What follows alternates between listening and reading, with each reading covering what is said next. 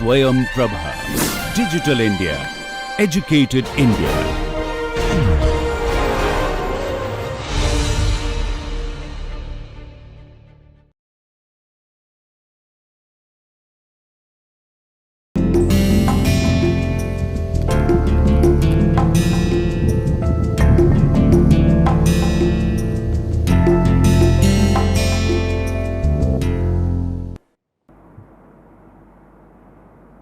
In this series of our lecture, we are going to discuss French Revolution. Throughout the greater part of the 18th century, a revolutionary spirit had been growing within Europe. This spirit was one of the rationalist criticism and of opposition to powers like the Roman Catholic Church, the absolute monarchy, and the privileged nobility, and it was nursed by a formidable array of French men of letters. The French Revolution 1789 to 99 was a period of social and political upheaval which resulted in radical changes in France. Within the French society, the system of absolute monarchy with feudal privileges for the aristocracy and the Christian clergy underwent a change to new forms of government based on principle of enlightenment and rights of the common people. Several interrelated political, economic and social factors constituted to the revolution. It was the interplay of the intensification of the struggle between existing orders, political tension, prospering commerce and beginning of industrialization, rise of new social group and the impact of ideas such as enlightenment on European thinking. Some historians like Corbin question the term French Revolution, as some aspects of the old order continued even after the revolution. Those who accept that there was a revolution are divided over its chronology. For some, the revolution began with the aristocratic revolts in 1788-98. Others place it between 1789 to 91, when the middle classes and peasants overthrow the established empire, and lastly, some says that the real revolution was the radical phase from 1792 to 94. Hence, the French Revolution had a different interpretation and meaning for all. 18th century was a period of crisis in all of Europe, but the origins of the revolution must be sought in the specific situation within France. The revolution is said to have marked a break between the existing ancient regime, that is, the old regime, and the new French nation. In France, the existing social system towards the end of the 18th century was called the ancient regime. The ancient regime was dominated by the aristocracy. Its social and economic foundation was feudal, and aristocracy was the general political principle. The French society was divided into three different orders: the church, the nobility, and the third estate. Within the ancient regime, the clergy constituted the first estate. The aristocracy comprised the second estate, and the rest of the population formed the third estate. The first two estates enjoyed a great deal of power and privileges. Despite their small representation of the whole population, they held a large chunk of land in France, fiscal privileges, right of jurisdiction, and seats in law-making body or the parliament. However, by the second half of the 19th century, these groups were no longer homogeneous in nature, as a great deal of differentiation had come in each order. Process in trade and commerce in 18th century Europe gave rise to the emergence of a new social class called the bourgeois or middle class. The bourgeois class was included in the third estate, and its emergence caused a conservative reaction in the aristocratic society. A number of wealthy bourgeoisie could buy their way into the noble classes. The third estate was marked by differentiation between the rich merchants and urban poor, working class and the peasantry, etc. The French Revolution can be seen as an example of bourgeois revolution which sprung from such societal unease. It was the best of the times. It was the worst of time, as Charles Dickens summed up the revolution in his classical novel A Tale of Two Cities. Now we will discuss causes of the revolution. Let's discuss first social causes. The church was an autonomous body which intervened in the political, social and economic life of the community. It had the privilege to pay a very small percentage of its income to the state and also collected tithe, 1/10 of the income, that was a tax from all sections of the society. It owned about 10% of the land in France. Within the organization of the church, there was the sharp distinction between the upper and the lower clergy, which means country priest. The latter formed a majority among priests, belonged to the third estate and had limited means. They played an important part in the revolution by siding with the third estate and leading to a split in the church. The nobility owned about 25% of the land in France, enjoyed important legal privileges, rights of jurisdiction, exemption from various types of taxes like tithe and personnel, which is tax on personal income. They also dominated hereditary legal corporation or parliaments. Louis XIV started the process of ennoblement, that through this nobility could be acquired by wealth. Sections of merchants and financiers purchased offices and found their way in the political power. This created a distinction between nobles d'épée, which means nobles of sword, and nobles de robe, new wealthy administrative nobility. The nobility were also separated in terms of function from parliamentarian, and a distinction existed between nobles de corps and provincial nobility. These nobles faced financial difficulties in the 18th century. They were formally barred from trading and professional activity and depended on the state for their income. Their expenses increased, but their income fell, and inflation reduced value of fixed revenue. The king processes to cope up with the financial crisis discriminated in favor of the nobility and devalued titles being sold to bourgeoisie. It created a sharp division among the old nobles and upper middle class. The third estate included several diverse groups within it. One such group was the bourgeoisie. G. Lefebvre further divided this group into 5 categories. A. Bourgeois proper, who had enough resources to live off revenue from land. B. Members of the royal administration. C. Lawyers.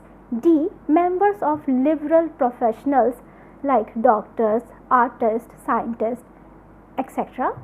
And the E. Those involved in finance and commerce. Differences also existed between the upper and petty bourgeoisie. Another group that formed the third estate was the lower urban classes. They included wage earners like tradesmen, craftsmen, laborers, domestic servants, and even unemployed people. Most of them were peasant migrants, were affected by rising prices of food. The largest component of the third estate was the peasantry and old basis of ownership of land. The peasants can be divided into three groups: sharecroppers, landless peasants, and those who owned some lands. The main grievances was that they bore a heavy burden of taxation and the obligation of providing forced labor in the form of kurvi. The taxes apart from tithe include taille, gabel, which was the salt tax. They also resented the coming of capitalism to the countryside and had a great distrust of private property. Now we'll talk about the political causes responsible for the French Revolution. The very thrust of the revolution aimed at the destruction of the feudal social system, which had developed in Europe over the last 1,000 years, and the establishment in its place of a capitalist or bourgeois social system. However, a revolution generated when grievances were not redressed by the monarch and the people feel deprived of their basic human needs, the path to revolution became clearer. The long-standing discontent of the French people found an outlet in this revolution, and their revolutionary spirit found expression in the writings of the intelligentsia. Louis XIV, a French king of the Bourbon dynasty, reinforced autocratic monarchy by centralizing his power. The king were believers in the divine rights of king. So naturally, there was little scope for popular participation in this form of governance. The beginning of the revolution can be seen in the intensification of the age-old struggle between a centralizing monarchy and the aristocracy. Hence, the first phase of the revolution has been called aristocratic revolt by Lefebvre. That was the time from 1788 to 89. The immediate context for this struggle was the unprecedented struggle faced by the court. It means the royal court. Financial troubles and indebtedness was a regular feature of the court, as it was characterized by reckless expenditure and an expensive bureaucracy. The French participation in the American War of Independence intensified the financial concern as the state faced a fiscal deficit of 112 million pounds, in French known as the livres, including interest also. In order to resolve this crisis, the officials were obliged to institute radical reforms which included removal of fiscal privileges of the church and nobility. This attempt faced obvious resistance from the privileged order, since exemption from direct taxes had become control to the nobility. The reforms were justified on principles of enlightenment. The nobles struggled against these reforms in the parliament. They attacked royal tyranny and defended these privileged traditional rights, stating that only the State General National Assembly alone had the right to vote new taxes. They demanded convocation, which was defunct since 1614. This was done with the secret nature of their own power vis-a-vis the monarchy. Louis XIV was forced to agree and elections were ordered in 1788, arousing hopes of liberal and constitutional reforms. The decision to call the State General has been seen by many as the capitulation of the monarchy. Thus, the French Revolution, as G. Lefebvre puts it, was inaugurated by the aristocracy. However, a new revolution against them had already begun. By associating the middle and lower classes in common action against the king and the aristocracy. This was not what the aristocrats had intended. There was great debate regarding the composition of the State General. The Third Estate didn't want to play a minor role and demanded that there should be one assembly with double representation, as this would ensure their majority with respect to others. The privileged orders, however, wanted to revert back to the assembly that existed in 1614, whereby each order met in a separate assembly and had equal number of deputies. This exposed the intention of the parliament and of the conservative majority of the aristocracy, who were unwilling to compromise their privileges. This galvanized the members of the Third Estate and united these diverse groups against the aristocracy. Thus, the earlier phase of struggle against royal despotism transformed into a conflict between the privileged and unprivileged classes demanding equal rights. A patriot party was formed to voice of the Third Estate and demand constitutional reform. They were able to receive enough support and generate substantial political opinion in their favor through distribution of pamphlets and propaganda. Thus, the court was compelled to represent the Third Estate in the State General. The State General met in 1789 at Versailles with a high degree of expectation for drastic social and political reforms. However, the assembly was unable to do so and was constantly made the Third Estate aware of its inferior status. The failure of the State General invited the Third Estate into declaring themselves the National Assembly in 1789, and they invited the two other orders to join them as well. As their popularity increased with the clergy and noble joining it, the king had no option but to legalize the National Assembly.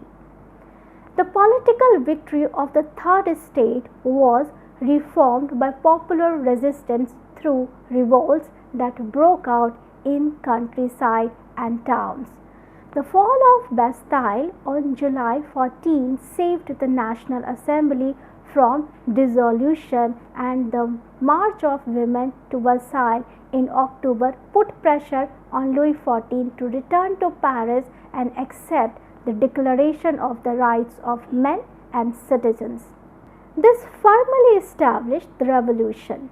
Popular movements nurtured with political revolution were critical in the success of ongoing political struggle, but these political movements had an autonomous course and objectives. Let's come to economic causes of the French Revolution. Popular unrest was allied with economic realities and tended to follow up in times of economic crisis. Hence, a number of scholars have highlighted the economic origins of the revolution. However, there exists a debate over whether the economy of pre-revolution France was in a state of crisis or not. Scholars like Jules Michel argue that growing anger among people resulted in popular uprising against an unjust order. But scholars like Tocqueville saw 18th century France in a state of prosperity. According to him, the peasantry had control over 1/3 of the land. The rise in the economic status of farmers made them stand firm against the existing privileges. Liberals has tried to merge both these above mentioned views by showing that between 1730s to 1770s France was a growing economy, but it began to slow down in the years before the revolution. The decline was noticed from the 1780s onwards. The destruction of crops and widespread food shortage added to the crisis. The resulting resentment and discontent helped revolution to break out. This was made worse by the free trade theory concluded with England in 1786. The fiscal crisis, fall in production, and agrarian crisis.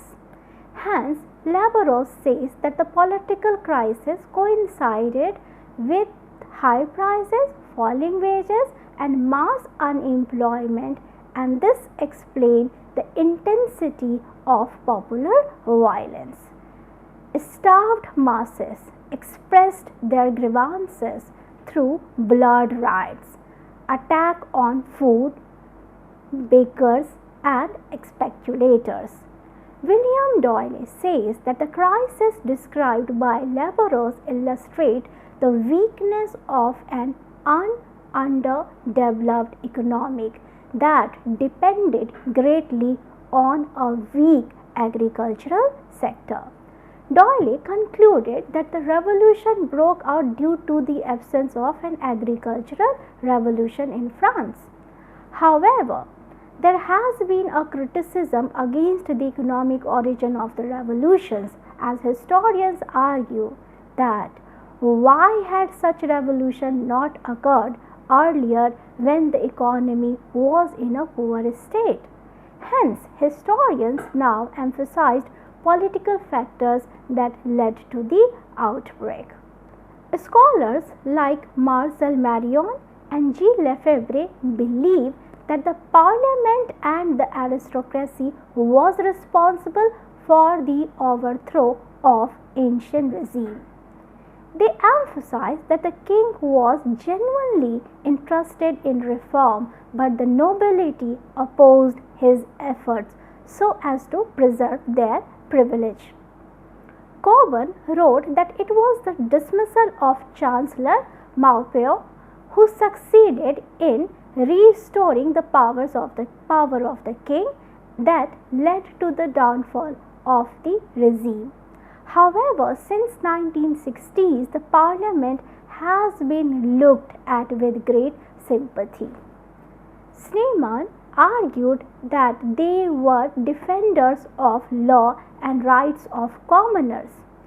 William Doyle stressed that the crown was highly unwilling to initiate changes. Hence, the argument is that the old order was brought down because of new social group lost confidence in the ability of the crown to manage their affairs and not because of a strength of noble opposition. The main cause of economic crisis in France was the disparity in taxes. In the ancient regime, the privileged classes were free from the burden of taxation. Only the people belonging to the third estate were obliged to pay taxes. Hence, the condition, particularly of farmers, deteriorated most. The pre-revolutionary backwardness of the French economy meant that the exploitation of farmers by the feudal lord gained in intensity. The French historian Taine shows that fourth-fifth of a farmer's income would be spent in payment of estate tax, religious tax imposed by church, and dues to feudal lords. The direct taxes were taille, capitation, vingtiements, etc. and the indirect taxes were gabelle, idit, etc. Besides this, they also had to pay tithe or religious tax to church. The internal tariff barriers stood in the way of trade, commerce and industry run by bourgeoisie. However, it was the social humiliation more than the economic hardship of this class which paved the way for their support of revolution. The depression of 1778 and the failure of crops in 1787 on the eve of the French Revolution was an utter disaster for the French economy. The only way out of this condition was to cut expenditure and increase income. But French involvement in wars made a considerable dent in the French exchequer. Finally, the extravagance of the French king and the aristocracy worsened the situation. Under the prevailing conditions, imposition of a tax on the aristocracy was the only way to solve the problem. However, the opposition from the aristocracy made it impossible for Louis XIV to implement the proposal. The empty exchequer inexorably led to the convening of a State General. This resulted in the aristocratic revolt, the beginning of the French Revolution. Some scholars have also stressed that the decision to remove Calonne, the finance minister, who stood in support of reforms and for the third estate, led to the revolution.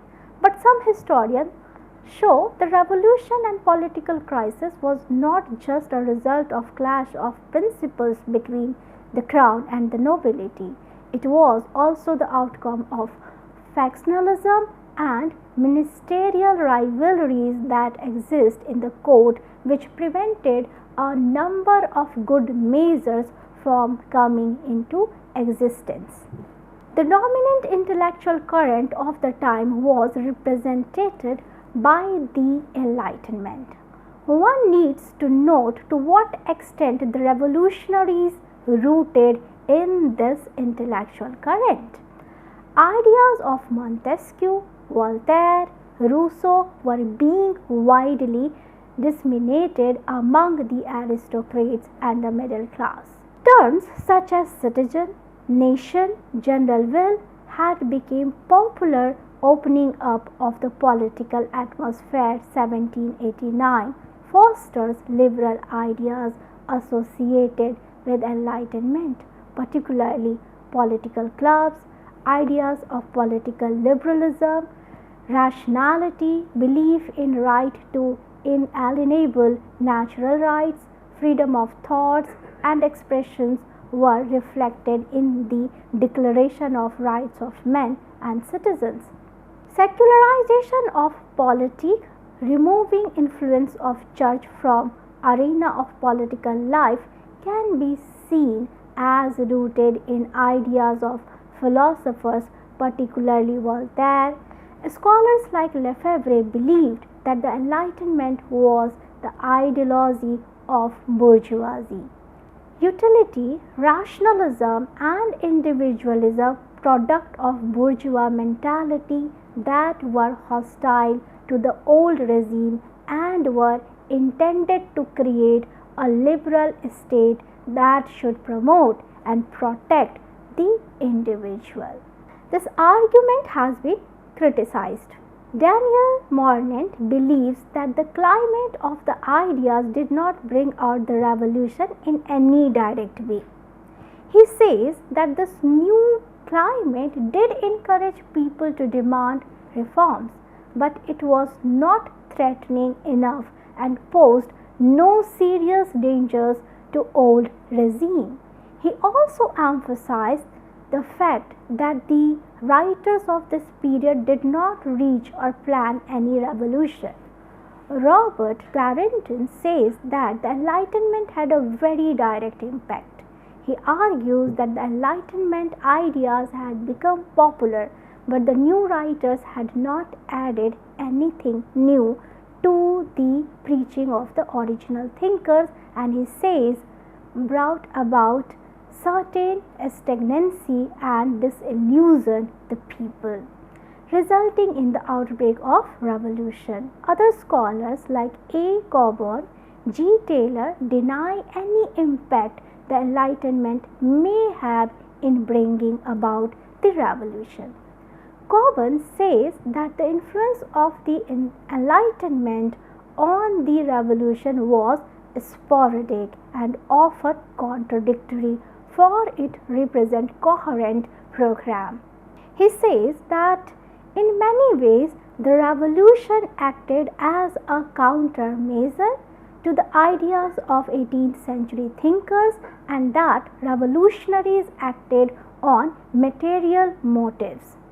Taylor said that while the initial manifesto of the revolution may have been inspired by some formulated by the Enlightenment, it would be wrong to assume that entire document was made popularly by the idea of these thinkers. Origin of popular sovereignty, however, is more complex. Cockburn argued that only Rousseau is close to the idea of popular sovereignty, and that his idea on general will was idealized and did not apply popular sovereignty on the extensive scale and engaged during the revolution. Even though ideas provided symbols for political struggle, the causes of the revolution was directly by circumstances and material concerns. Lefebvre too says that despite a streak of genuine idealism among revolutionaries, material concern dictated the cause of the revolution. Practical circumstances influenced ideas and political theory. There is a viewpoint regarding the cultural origins of the revolution that has been propagated by post-revolutionists.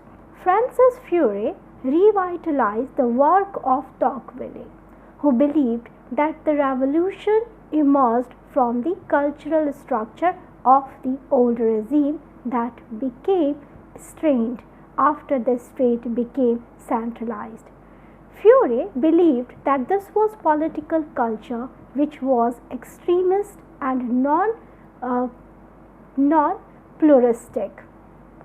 He believed that there was no place for debate and unanimity could be achieved only by eliminating the enemy. Keith Baker downplayed the role of ideological movement like the Enlightenment and gave cultural interpretation too.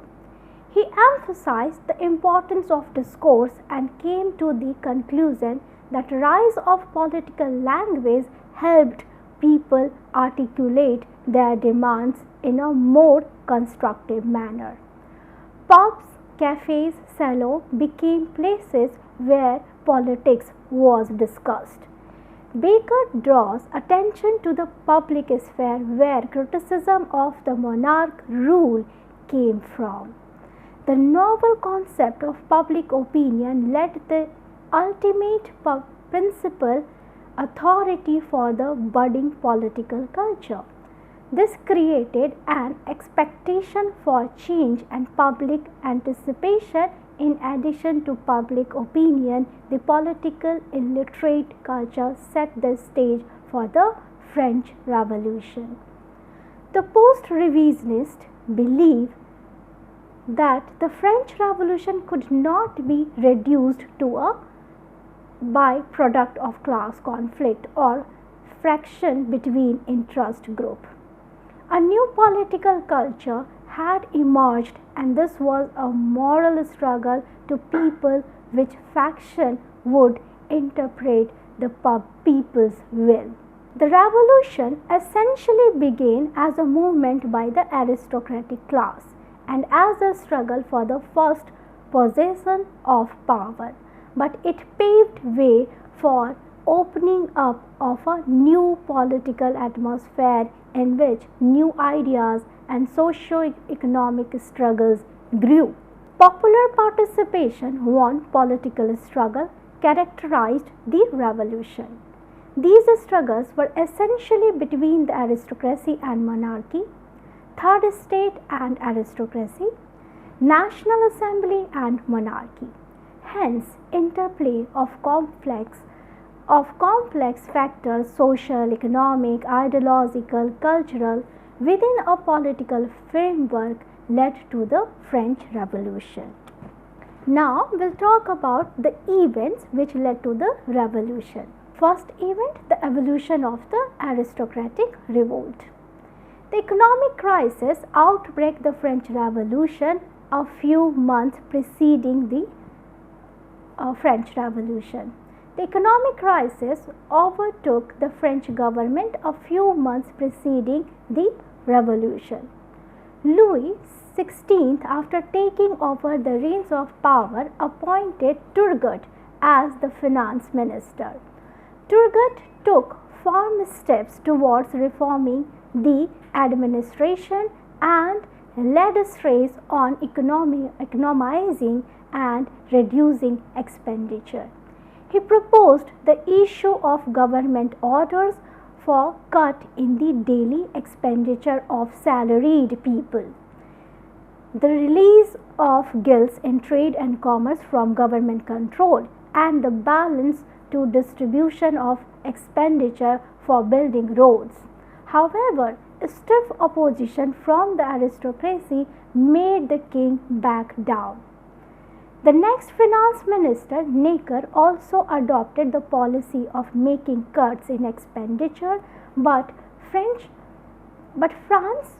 unwarranted participation in the American War continued to detailed economic crisis. Like his predecessor, he also lost his job.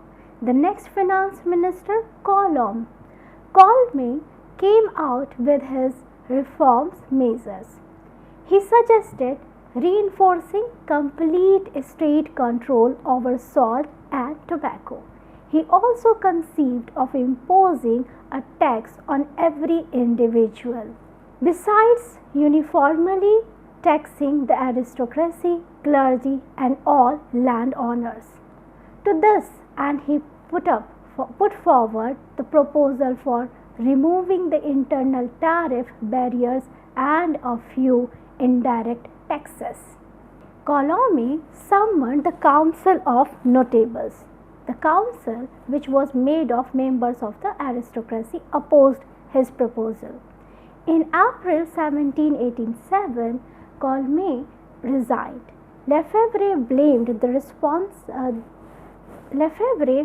the consequences of Louis XVI, arguing that the calling of an assembly was an initial surrender. The king was consulting his aristocracy rather than notifying it of its will. The Parliament of Paris objected to stamp tax and tax on land and declared that imposition of tax was the responsibility of the States General. Louis XVI became annoyed with the magistrates of the Parliament and banished them to Troyes, but the provincial parliament supported the Parliament of Paris. The showdown between the king and Parliament came to a head on 3rd May 1788. Parliament made a declaration of the fundamental law of the state. According to the declaration, the rights to impose tax was vested with the State General. imprisonment under the letters de cohete or without trial, as well as the dismissal of magistrates, became illegal, and the traditional rights of the provinces were made inviolable. In retaliation, Louis XVI stripped Parliament of some of its rights. Thus, the conflict between the king and the aristocracy at last come to the surface. Riots broke out in the many places. On 21st July 1788, the aristocracy and the clergy had a meeting with members of the Third Estate, and they came to an agreement. They demand that the State General and the Parliament be recovered.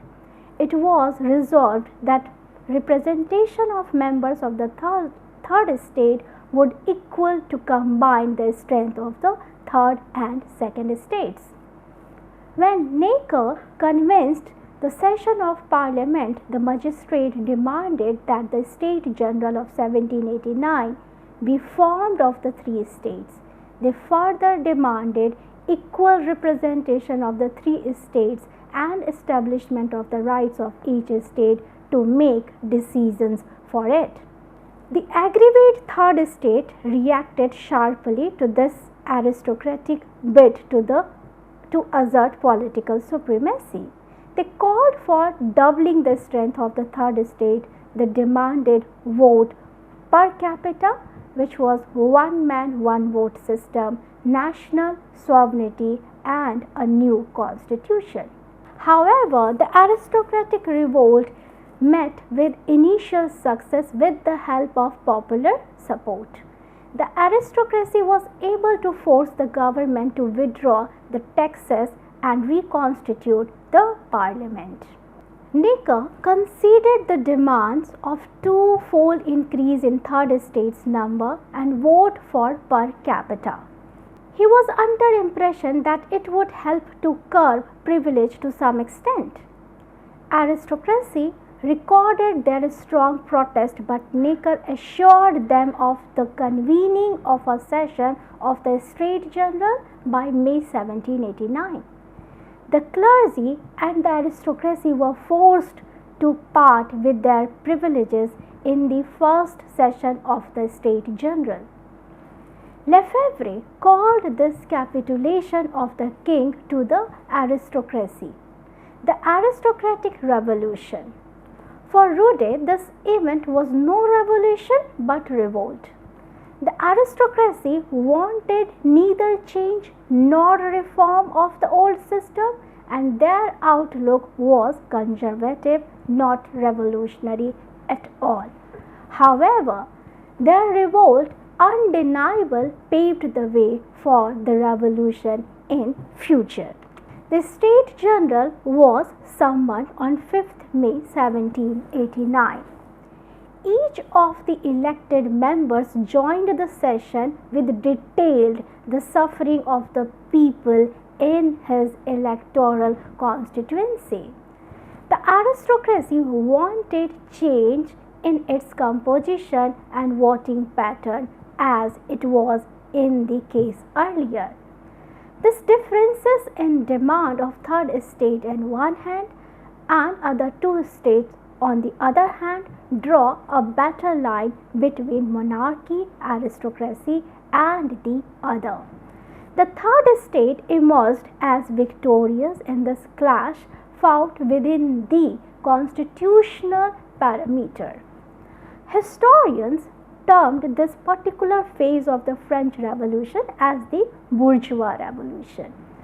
As the king remained unrelenting, the opposition made a stand, and in a revolutionary move on 17th June, the members of the Third Estate declared themselves to be the National Assembly. Third Estate stood united in their demands and goals. This declaration opposed the autocratic power of the king and gave the impression that the Third Estate alone had sole claim to the sovereign power of the nation. In these circumstances, King closed the session. On 20th June, members of the Third Estate found the door of the Estate General closed. The members immediately gathered at an adjoining tennis court and pledged to not disband until they had framed a new constitution for France. Louis XVI was forced to concede to the demand for single casting and the right of the three estates to sit together. This paved the way for the collapse of ancient regime. The fall of Bastille, 14th July 1789. The people of Paris exulted over the victory of the bourgeois at Versailles. However, the jubilation short-lived as the king dismissed Necker and called in the army. Riots and looting broke out in different parts of France. Revolutionary Paris seized the Bastille on 14th July, which, despite being an empty prison, symbolized the opposition unleashed by the autocratic Bourbon monarchs. About 8,000 people forced their way into the fort and, after killing the prison guards and other personnel, took away the arms stored therein. The fall of Bastille is a momentous and unforgettable event in French history. According to Goodwin, no other single event in revolution had so many-sided or far-reaching results as the fall of the Bastille. The fall of Bastille was widely acclaimed as heralding a new birth of liberty, not only in France but throughout the world. The impact of fall of Bastille: it put an end to the royal autocracy in France. All press censorship was lifted in its wake. The fall of Bastille marked the success of armed uprising.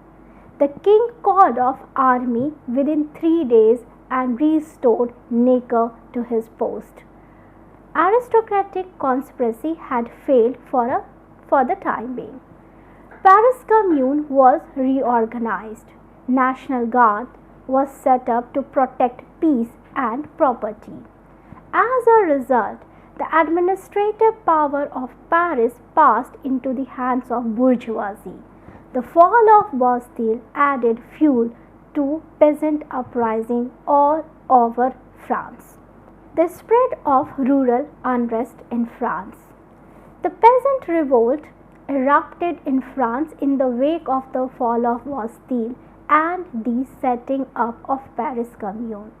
The urban revolution paved the way for the rural upsurge. Trouble had already broken out in the rural areas as early as December 1788, as the rural masses were discontent by feudal operation. There was economic crisis, and so the peasants of all the provinces of France stopped paying tithes. They refused to pay dues to their feudal lords and carry out their feudal duties. The unrest which triggered rural areas of France is called Great Fear. These pauses are troubled for National Assembly. The support of sans-culottes or the urban populace, as well as that of farmers, was crucial for the National Assembly. It became evident that in order to ensure the safety of property, some swift concessions would have to be granted to farmers, and the feudal burden had to be removed. In a decree on 4th August 1789, the clergy and aristocracy surrendered their special privileges and feudalism collapsed as ancient regime came to an end. The work of the French Constituent Assembly 1789 to 91, its success and failures. The pledge to frame a new constitution made with the tennis court oath of June 1789 by the representatives of the Third Estate finally materialized on 30th September 1791. It framed the Constituent Assembly with the document on the Revolution. The Declaration of the Man and Civil Rights adopted on 26 August 1789 incorporated the key principles of the new constitution, which was based on rational thinking. The Declaration of the Rights of Man of the Citizens produced by the Constituent Assembly stated that every man is free and has equal rights. Everyone is equal before the law. All have equal rights in their choice of profession and royal post. There shall be no discrimination based on birth. The right to property is inalienable. The right to property is inalienable. No person shall be arrested and imprisoned illegally. Every person shall have the right to freedom of speech and expression, activity and earning. The new constitutions created constitutional monarchy. The king could only exercise a veto right to put on hold any legislation passed by the assembly, but could not nullify it altogether. The king had no authority to dissolve the assembly. The assembly was invested with the responsibility of regulating foreign policy and exercising monetary affairs. Though the king had control over diplomatic affairs, he could not declare war or conclude any treaty without legislative approval. According to Lefebvre, this constitutional monarch was in reality a bourgeois republic. The French administration was completely decentralized. France was divided into 83 departments, which were divided into districts, then cantons, and finally into communes. Military organization also underwent few changes. At every stage of provincial administration, government officials were to be elected henceforth. In judicial system, king had no power over it.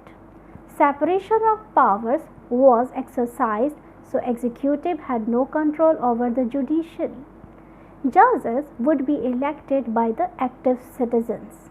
Thus, judicial, political and executive power passed into the hands of the Third Estate.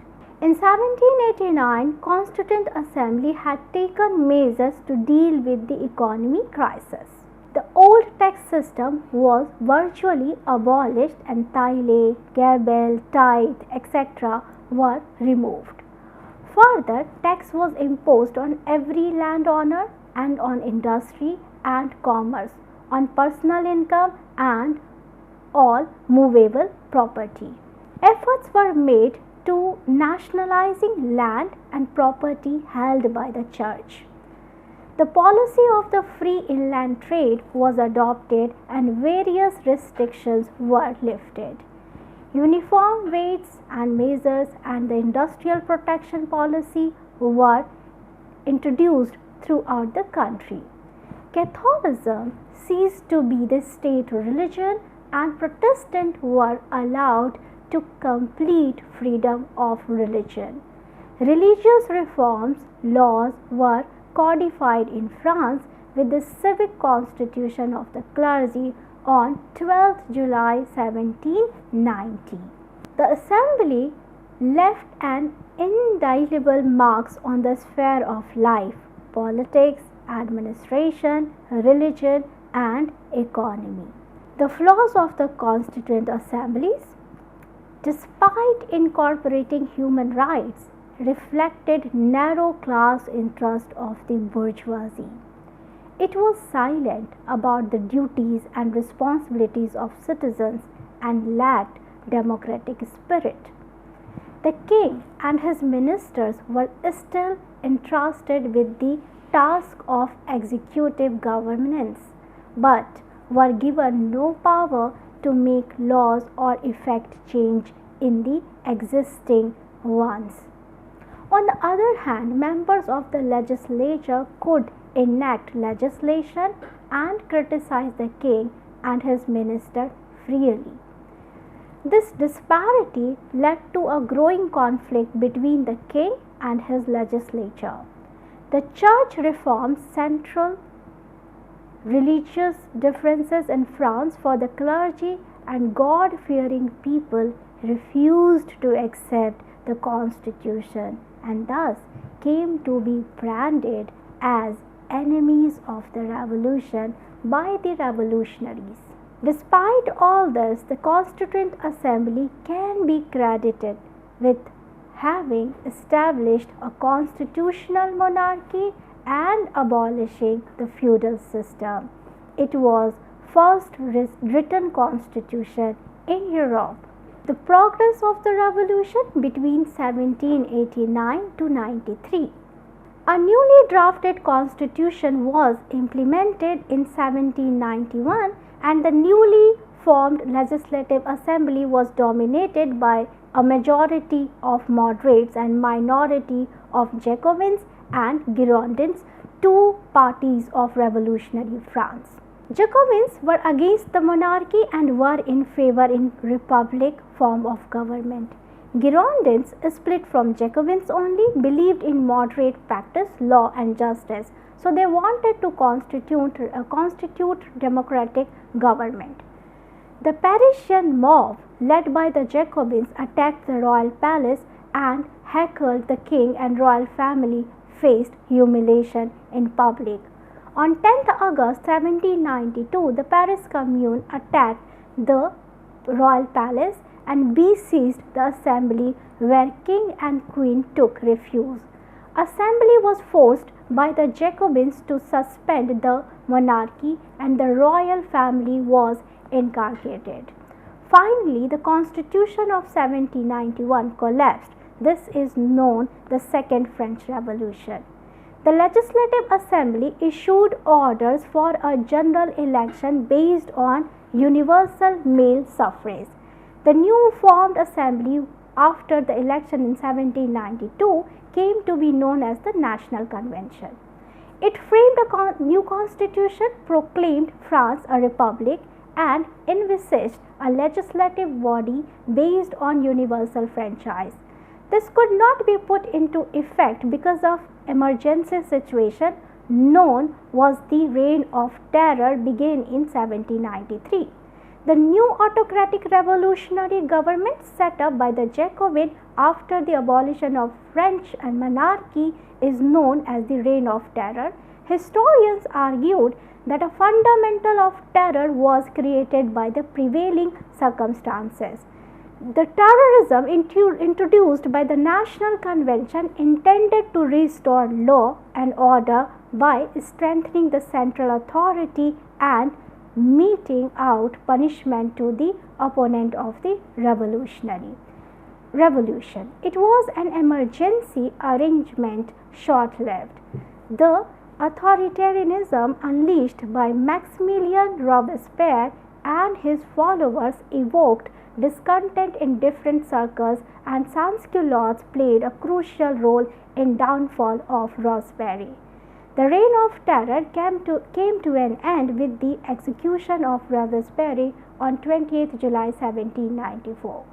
After this, the convention undertook the task of drafting a new constitution which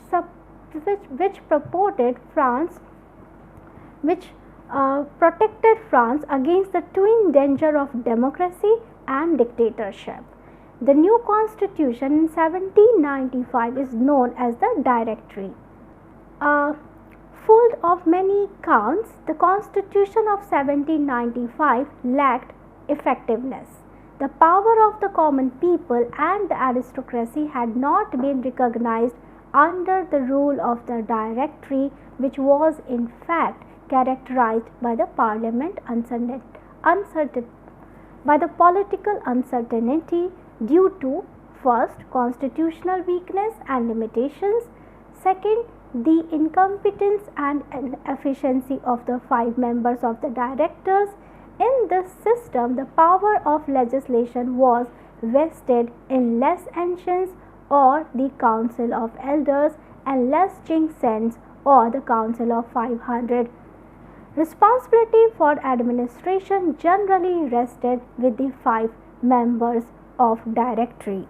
Revolution could not provide any solution for rising prices and could not restore the internal order in France as it was hoped before the revolution. This led to growing popular discontent against the Directory. The failure of the Directory to deal with the internal disorder encouraged the people to find a savior in Napoleon Bonaparte, a successful commander-in-chief in French army.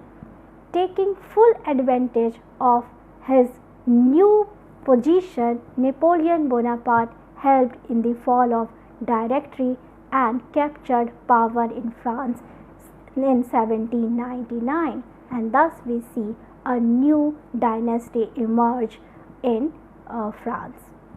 Thanking you.